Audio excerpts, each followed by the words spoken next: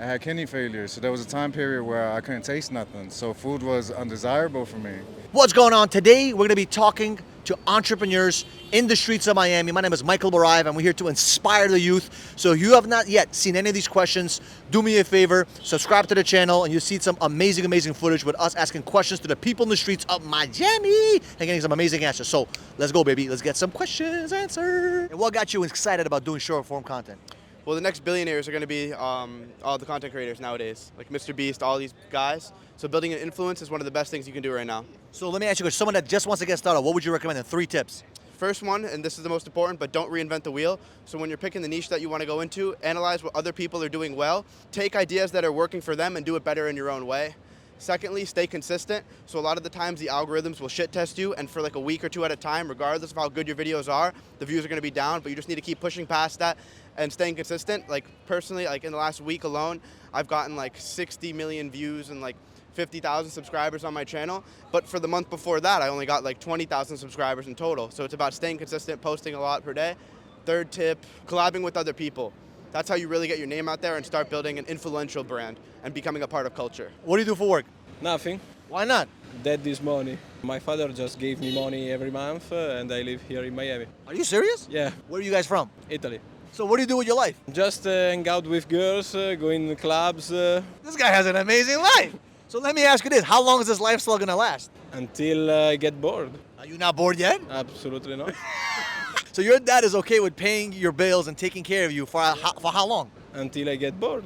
And then when you get bored, what are you gonna do? Let's see. How does someone get this opportunity like you do? Just make your father work. I don't know.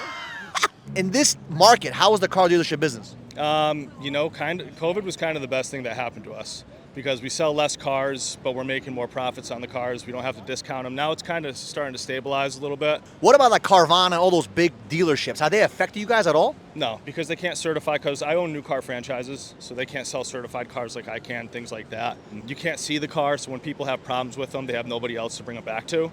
So you see a lot of people, I get at least a lot of cars that come to my dealership for service work after they buy the car, and they lose money every quarter. So where do you see the car business in general? Do you see like the manufacturers going directly to the consumer and eliminating you out of the equation, or no? Well, so there's laws, and like in my state, there's a law where the manufacturer can't sell directly to the consumer.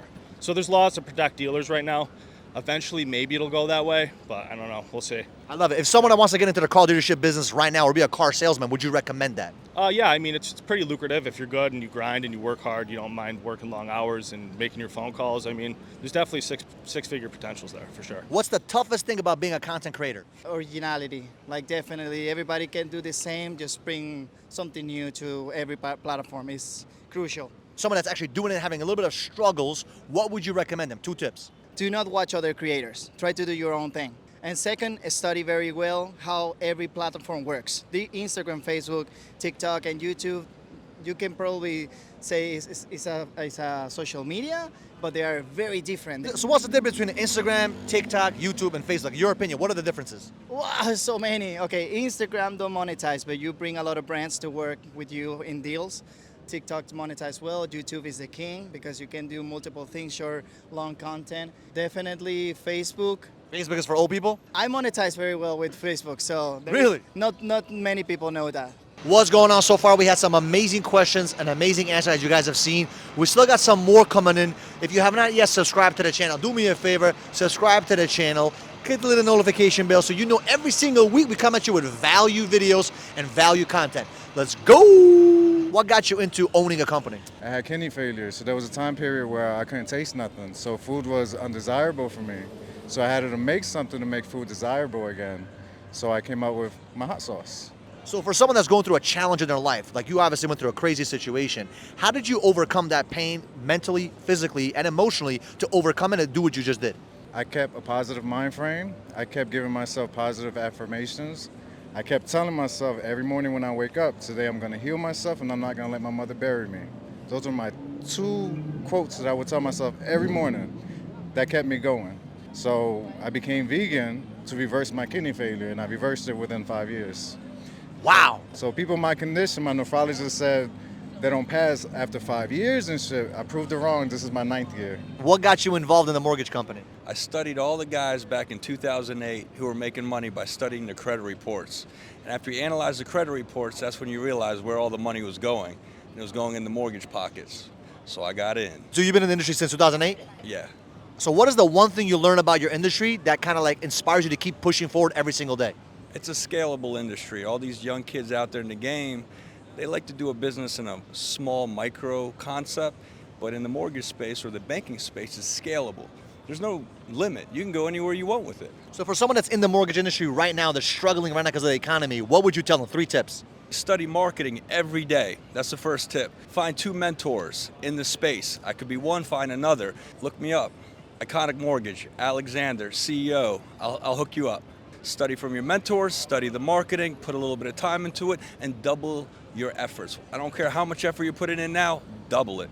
What has been the toughest thing in the past 3 years that you've experienced as an engineer? Moving into sales, actually. So you're an electrical engineer and in sales. Yeah. Just a transition, being able to break down technical terms into things that the layman can understand. What would you tell someone that is getting into your industry right now? What are 3 tips you would give them to become better at their craft? Study, get the math, and get out of the lab. Because if you don't get out of the lab, you can't become a salesperson because you won't be able to associate with other people or be able to talk to people. Explain a little bit. Most engineers work in a lab, we go in the lab at 7 in the morning, we get out 6 at night. It's probably a 3 or 4 man team, same 3 or 4 people you see all the time. So you never get the opportunity to talk about the end result of the product. You never get the opportunity to do any selling. You never get the opportunity to interact with people. So it's very difficult for engineers, in a lot of cases, to move into sales because of that reason. So why did you move into sales? Because I can do all those things. So you were able to kind of transition from being introverted to extroverted. Exactly. As you guys can see, we have some amazing questions with some amazing answers from the streets of Miami. If you have not yet subscribed to the channel so far, do me a favor, share this video and subscribe to the channel. We appreciate you guys a lot, and we'll see you guys in the next video.